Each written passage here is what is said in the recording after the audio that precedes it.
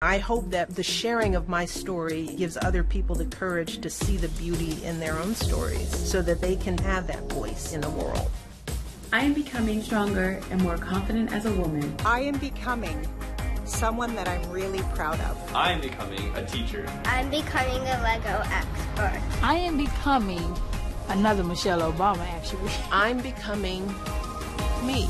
In becoming a mother, Ndogozo, you're a mom, and what Michelle Obama opens us up to is how she tried to normalize the White House for her children so that they don't feel like they are these important people. Humility is another theme that you pick up from the book, where she instills in her children, you're not here as children of the president, you are here in your own capacity, and how old somewhere you're going to have to work for yourself, instilling a work ethic also in children. In becoming a mother, let's talk about that journey in terms of things that you had to learn for yourself and things that your parents had put in you that you took forward. So for me, it's still learning, really, because being a parent is a never-ending journey. And I think one of the biggest issues for me that I had to kind of figure out is being Dogozo and then being the mom. You know, I used to always say that one of my pet peeves was when people would call me Mama Kasam and not call me by my name. It's like, but I'm still an individual. I'm still myself. You know, and then teaching your kids those lessons that you yourself might still be navigating through, but then you know what they did to you or did for you when your parents taught you those things, and now you're trying to instill them too to your children. And now I have both a girl and a boy, so I think it gets also that little bit of trickiness where you're raising these different sexes to be the best people they can possibly be and to be the best versions of themselves. So it's me teaching my daughter to be the best woman and the best version of herself, and for my son to be the best man he can possibly be. And sometimes that gets tricky because as a black woman, there's so much baggage that you have and so many issues around, oh, this is how things should be done. This is, you know, simple things do like who should be washing the dishes, whose responsibility is that. I've actually found myself having to think about that, give myself time and think about when my kids start to grow to the point where there is this kind of chores. How do you as a parent make sure that you make the right decision? So I think what Michelle said the most is that you try to be perfect, you try to do the right thing, but you can't always get it right. The best that you can do for yourself is to maybe get to yourself to the point where you're such a parent that your children can at least identify that, no, you know what, even though mommy messed up here and there, she tried her best. And I am who I am now because she tried her best. And that's really all you can do, is to try and give of your best. Karabo, in picking up on that theme, in becoming whom we become in our adult years, we've talked about the things that actually shape us and make us who we are. What have you found in your personal journey of still becoming the woman that you ultimately want to be has been the most challenging in terms of the courage of your convictions? Jeez. Shutting out all the voices and trusting myself, you know?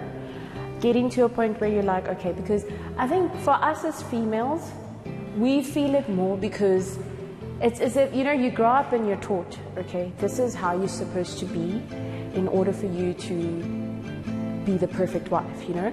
This is how you're supposed to be in order for you to be the perfect mother. This is how you're supposed, and throughout all of that, you get lost in all the ideas and all the thoughts that you're surrounded by, that you get to a point where you're like, but wait, hold on. What does Karabo think about all of this, you know? What does Sonti think about all of this? Where do I fit in? Where do my thoughts fit in? And it happens, especially like, for instance, for me, I'm going through that right now, actually, that whole process of like, where I have to step back and say to myself, but whose life am I living? You know, who is Karabo at the end of the day, you know? Because am I Karabo, my mother's child? Am I Karabo, Sonti's colleague? Am I Karabo, so-and-so's girlfriend? Do you understand? Who is, when I can stand alone by myself and say, this is me. So I think for me, that's been the biggest challenge in my journey, and it's still a big challenge because there comes a point where you need to step back and say, but hold on. My voice is saying this, and at some stage I need to shut out everybody else, because at some stage I need to take ownership of this journey. This is my journey. It's no longer my mother's journey. It's no longer, you understand, what do I want, you know? Yeah. And there comes a time when you have to separate from your parents, right? Yes. And then here she is. She meets this gorgeous man. And now she's someone's girlfriend. And then progresses to be someone's wife. And motherhood is also thrown in the mix. Sonti, in becoming who we want to become, relationships are a huge aspect. How important is it, or what have you found in terms of not losing yourself when you are hooking up with somebody, if I could use that term? Why is it important that we remain ourselves? I think it's because, especially for women, it's so easy to lose yourself.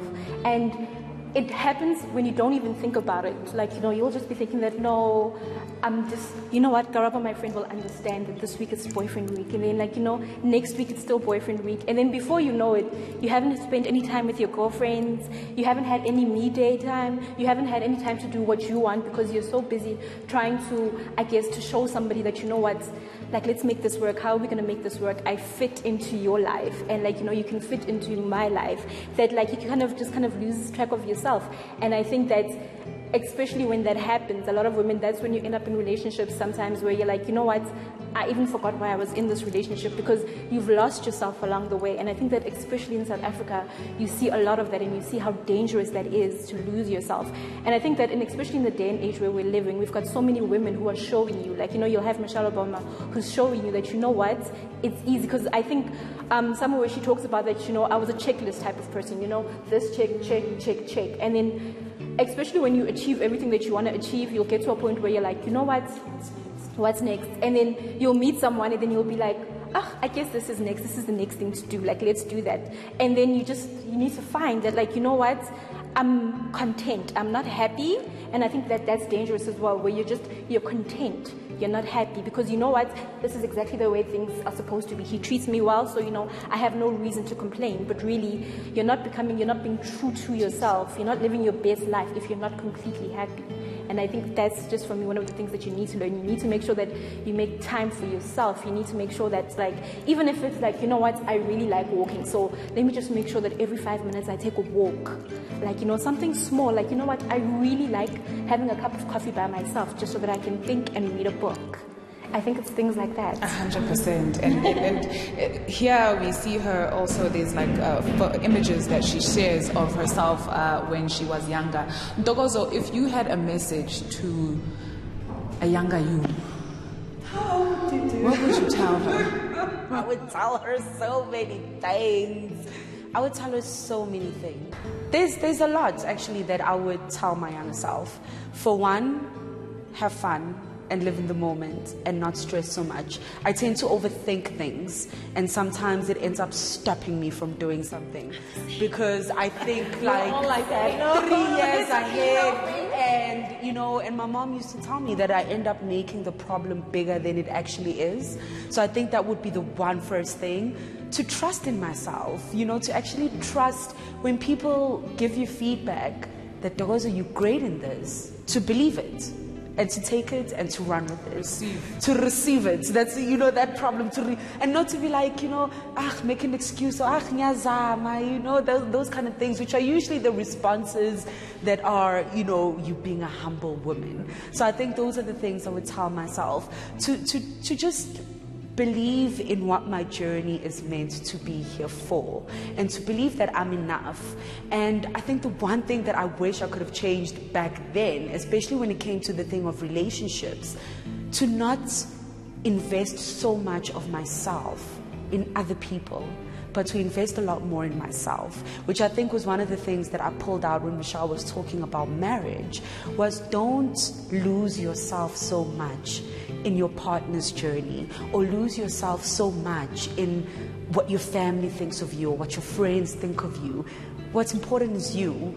And, hoping to remedy that is me teaching that to my daughter, and in me seeing her confidence is actually trickling back to me to be like, actually, these things that you wish you could change about yourself, there she is. She's showing you how to do it and how easy it is to actually live your own truth. So for me, it's definitely just live your truth. Whatever is your truth, that is what I would tell the younger me. Yeah. Isn't it fascinating how we all think that our problems are so isolated and we're the only one who and then you discover that how, man, it's like all of us. Hey? In closing up the conversation, Karabo, what are you hoping to become?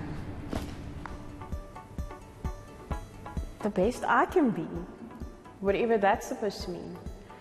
I always say, I'm like, one day when I get to the pearly gates, to the gates of heaven, I want to account for my life and not look back and have regrets, or look back and feel like, but maybe there I should have done 1, 2, 3. That's what I want to do. I want to live my life to the full, knowing that, there's a quote by Tracy Ellis Ross that I like, and right now she says, "My life is mine."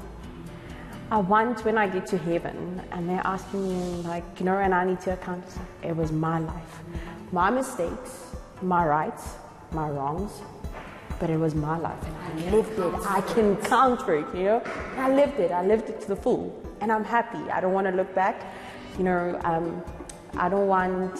What's it? Reincarnation. I don't want to be reincarnated. Something for you? I think similar. I want to be able to say that, and every time I think about that question, I think of where I want to be. I just want to be 98 with my grandchildren, sitting on my bed, and they ask me, "Are you happy?" And my answer is yes, I'm happy. I made mistakes, but I learned from those mistakes. There are things that I wish. When I was younger, I wish I could have undone, but now that I'm, who I am now, I'm glad that I made those mistakes. And I think that that's the most important thing. I want to say that I'm happy, and I want to say that I lived a life that made my parents proud. I think that, to me, that's very important. I think maybe in 15 years I'll change my mind, but because that's the thing. But for now, I want to be able to say that, I made them happy by being the best version of myself. Amen. Dokoso? I think I want to be the woman who can say I made the difference. Made a difference in my family's life, in my children's life, in the people around me, in my colleagues, in my friendships, that I actually made a difference, that my voice is remembered, that I became a well-rounded woman who's okay with herself and loves herself. And that my children can look up to me one day and say, that was a woman. I think for me, that is the one thing where I can leave a mark. When I'm gone, there's something there's the good those who did. Indeed. Yeah. Ladies, thank you so much. Karabo Jill, Sontipowe, and Ntokozo Khumalo. I think the biggest takeout here also is to be gentle with ourselves. Yes. Siafik. Yeah. Forgive yourself. Forgive you. It's okay. Thank you very much, ladies, for chatting to us and your reflections on becoming Michelle Obama.